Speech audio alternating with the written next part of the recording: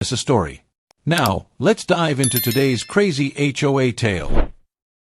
Nathan had seen some ridiculous things in his life, but this was a new level of insanity.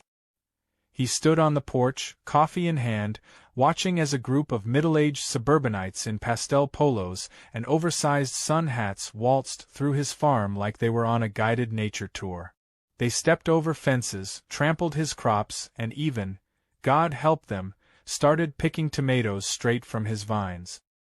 He blinked twice, sure he was hallucinating, but no. It was real.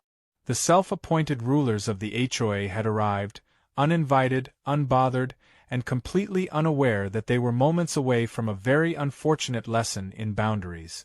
At the front of the group, leading them with the smug confidence of a monarch surveying her kingdom, was Karen Whitmore. Nathan should have known. She had been a thorn in his side for years, complaining about his unsightly barn, the unpleasant odor of animals, and even the color of his fence. Never mind that his farm had been here long before her cookie-cutter HOA neighborhood popped up down the road. And now, here she was, acting as if she owned the place, waving her perfectly manicured hand like she was introducing a historic landmark. "Oh, don't mind us, Nathan," Karen called out when she finally noticed him standing on his porch. She gave a dismissive little wave, like he was some lowly farmhand she barely recognized. "We're just taking a little walk. Fresh air, you know. Your land is so rustic." She said it like it was an insult wrapped in a compliment. Nathan exhaled slowly, gripping his coffee cup a little tighter. "Karen," he said, his voice dangerously calm, "this is private property." "Oh, come now," she said, placing a dramatic hand on her chest. "We're all neighbors. And besides, our HOA has voted that we should have community access to all visually shared land." Nathan stared at her, waiting for her to admit she was joking. She didn't. Neither did the 5 other HOA members currently stomping through his rows of lettuce like lost tourists. "You voted," Nathan repeated slowly, as if tasting the sheer stupidity of her words. "Yes," she said, beaming. "We've decided that your farm is part of our community's scenic value, so we thought, why not enjoy it? It's really for the good of everyone." One of the women in the group, a woman wearing heels on a farm in a field of damp soil, snapped a selfie, adjusting her sunglasses as she leaned against his fence. Another man picked up a handful of strawberries from a crate by the barn and popped one in his mouth. Nathan set his coffee down on the railing before he dropped it. "Did you just—" "Oh, these are divine," the man interrupted, nodding in approval. "Much better than store-bought." Nathan felt his eye twitch. He took a deep breath, suppressing the urge to throw the whole group into his pig pen. "You've got 10 seconds to get off my land," he said, his voice steady, "before I let my dogs out." Karen's smug smile didn't falter. If anything, she looked amused. "Nathan, be reasonable. This is just a friendly visit. You can't be so territorial about a few acres of land." Nathan glanced at the acres of land she was referring to, now dotted with people plucking fruits, stomping across vegetable rows, and taking aesthetic pictures like they were at a farmer's market they hadn't paid for. He clenched his jaw. "You don't own this, Karen," he said, stepping off the porch. "This isn't some suburban park. This is my farm. My livelihood." Karen laughed lightly, like he had told a cute joke. "Oh, don't be so dramatic. It's just land, Nathan." Nathan let out a slow, bitter chuckle. "You're right. It's just land. But it's my land. And if you think a bunch of HOA rulemakers can decide what happens on my property, then you're about to have a very interesting morning." Karen's smile finally flickered. "Are you threatening me?" Nathan took another step closer, lowering his voice just enough. "I'm warning you." But Karen wasn't used to hearing the word no. With a dismissive huff, she turned her attention back to her group, completely unfazed. "Let's not waste time arguing," she called out. "Everyone, feel free to walk around and enjoy. Nathan won't mind. He's just being dramatic." The group cheered. One of them unpacked a picnic basket. Another set up a folding chair. Nathan watched in growing horror as a woman laid down a checkered blanket and started unpacking cheese and crackers. It was official. They were having brunch. Nathan's fingers curled into fists. This wasn't just ignorance. This was pure, unfiltered entitlement. They weren't even pretending to ask permission anymore. In their minds, his property was their property.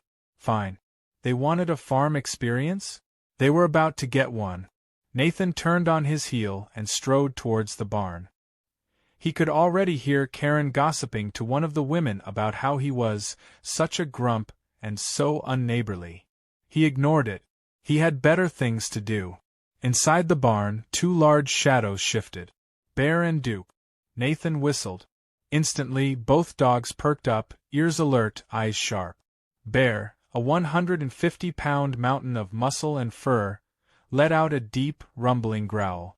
Duke, slightly leaner but just as fierce, bared his teeth. Nathan opened the gate. "Go say hello," he murmured. Bear and Duke bolted. A scream pierced the air before Nathan even made it back outside. Pure chaos erupted. Karen was running like her expensive loafers were on fire, arms flailing, shrieking at the top of her lungs. One man tripped face-first into the dirt. Another screamed about his designer jeans being ruined. The picnic basket went flying, sending cheese and crackers soaring through the air. Nathan leaned against the porch railing, watching the spectacle unfold with the calm satisfaction of a man who had finally won. "Have fun," he called over the screaming. Bear and Duke, trained to chase but not attack, did their job beautifully. They barreled through the group like furry wrecking balls, forcing them to scatter in all directions. One woman tried to climb a fence and got stuck halfway, shrieking for help. Karen, breathless and covered in dirt, whipped around and pointed a shaking finger at Nathan. "Why, you'll regret this," she screeched. Nathan sipped his coffee. "Doubt it." And with that, the HOA's first mistake turned into an unforgettable lesson in why you don't mess with a farmer and his dogs. Nathan had expected that to be the end of it. He figured after being chased off his land by two massive farm dogs, Karen and her HOA crew would tuck their tails between their legs and never return. Common sense would have dictated that. But Karen, as he was beginning to realize, had the survival instincts of a mosquito, annoying, persistent, and completely incapable of understanding when she was unwelcome. So when he stepped outside 2 mornings later, and found them back on his land, setting up what could only be described as a fully catered brunch, he didn't even feel anger at first. Just a deep, bone-weary sense of disbelief. There they were, unfolding chairs, unpacking champagne bottles, and cutting up freshly baked scones, as if they were in some sort of rustic countryside retreat. Someone had even brought a white lace tablecloth, and it was spread out across a table that most certainly did not belong to them. Nathan took a slow breath through his nose, counted to 3, and exhaled. Maybe, just maybe, he was hallucinating. Maybe he had worked too hard the night before and his brain was punishing him with stress-induced visions.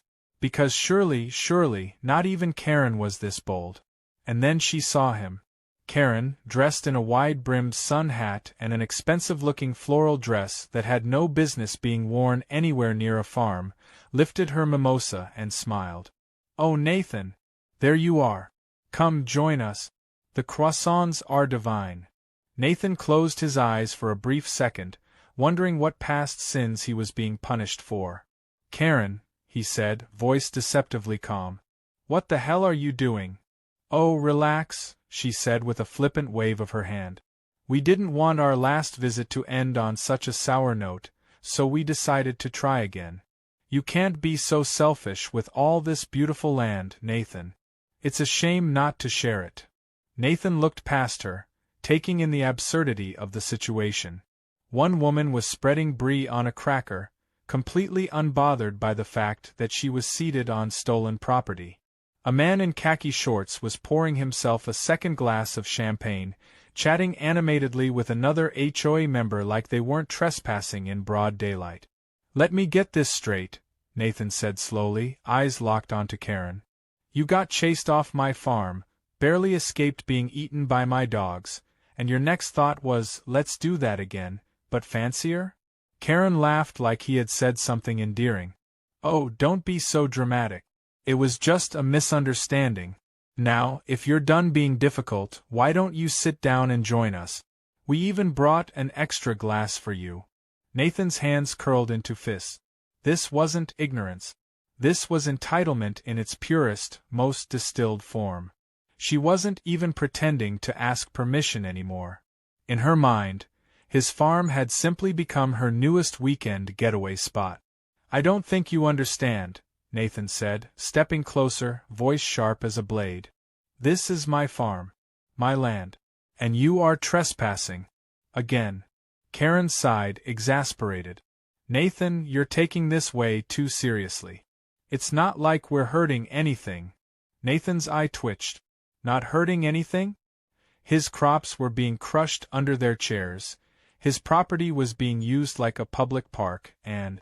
He froze, fury hitting him like a lightning strike. One of the men had pulled out a knife and was slicing into a freshly picked apple. An apple from Nathan's own trees. That was it. Nathan didn't say another word. He simply turned on his heel and walked toward the barn. Oh, there he goes again, Karen said behind him, tone dismissive. Probably off to pout. He'll calm down in a few minutes. Nathan almost smiled. No, he wouldn't. Inside the barn, Bear and Duke were already awake, ears perked. They had been restless since the last incident, sensing that their job wasn't done. Nathan whistled low and sharp, and instantly, both dogs were on their feet. You know what to do, he murmured. They did. The chaos began exactly 3 seconds later. A high-pitched scream shattered the air as Bear and Duke exploded out of the barn, massive bodies moving like bullets. The brunch table flipped instantly, plates and glasses shattering against the ground. Karen let out a shriek, scrambling backward so fast she tripped over her own chair. The man who had stolen Nathan's apple threw it into the air and ran like his life depended on it. Someone tried to climb over the fence, got halfway, and then fell straight into a pile of manure. Nathan leaned against the barn door, arms crossed, watching it all unfold with the calm satisfaction of a man who had officially won. Call them off! Karen shrieked, clutching her ridiculous sun hat as she dodged Bear's enthusiastic charge. Nathan sipped his coffee. Why? I thought you wanted to enjoy the land. This isn't funny, she screamed, dodging past a man who was flailing on the ground, trying to crawl away from Duke's enormous paws. Nathan chuckled. I disagree. Bear lunged at the overturned picnic basket, sinking his teeth into the lace tablecloth and dragging it through the dirt.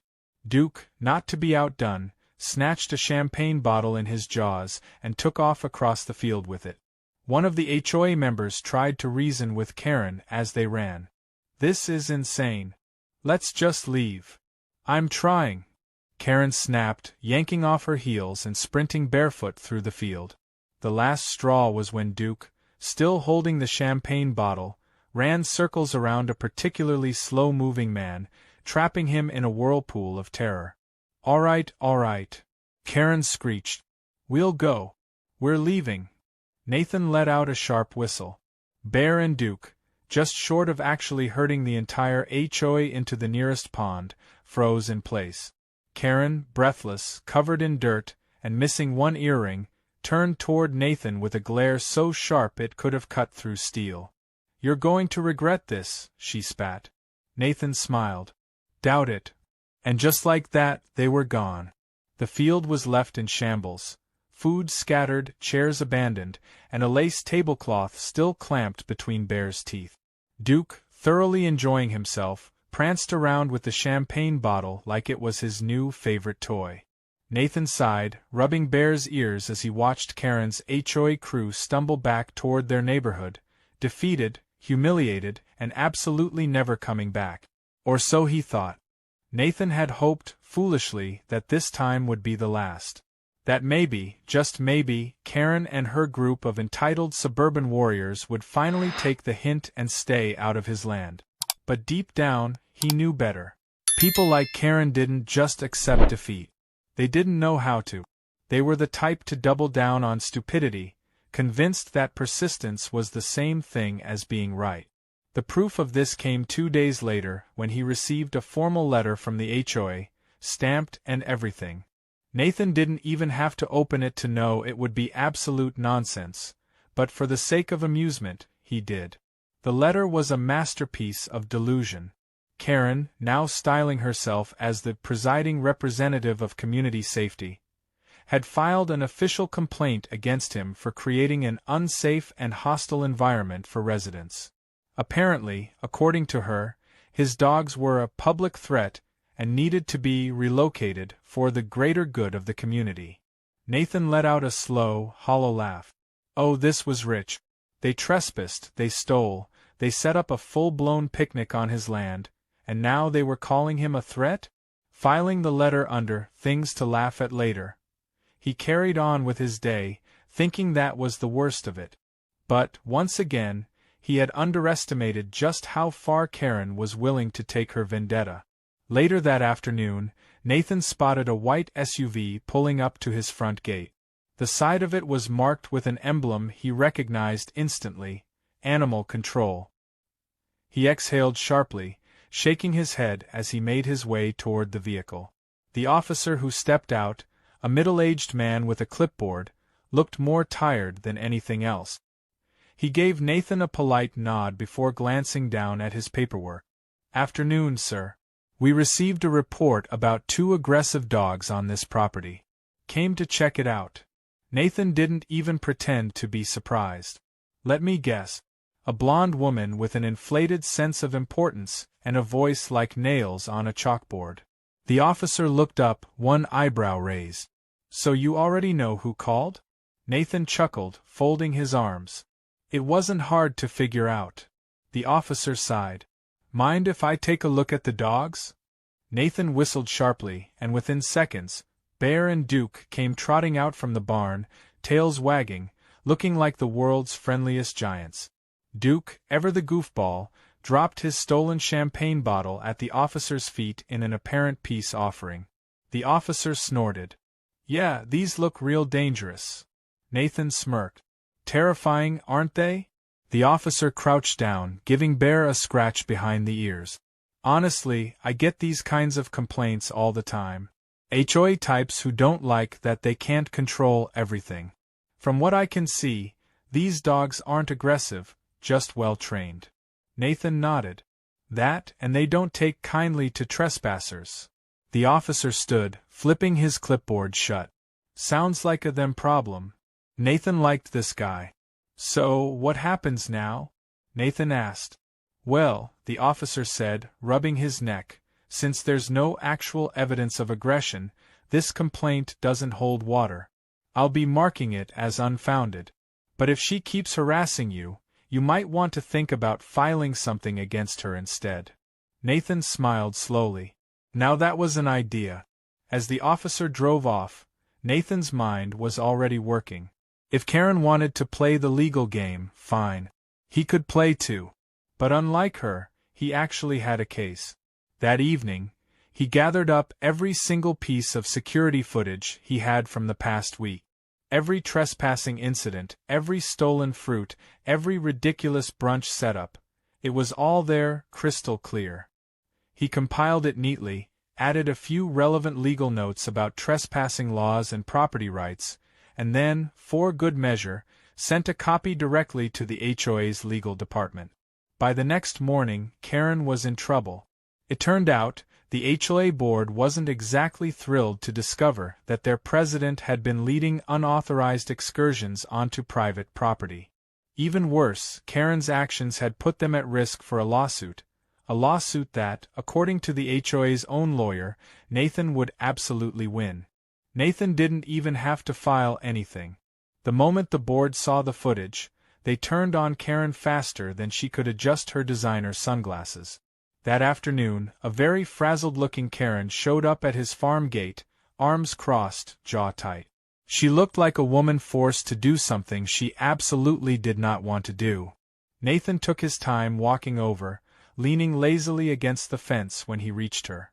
"Karen," he greeted, voice dripping with amusement. "To what do I owe the pleasure?" She exhaled sharply through her nose. The HOA board has requested that I formally apologize for any misunderstandings.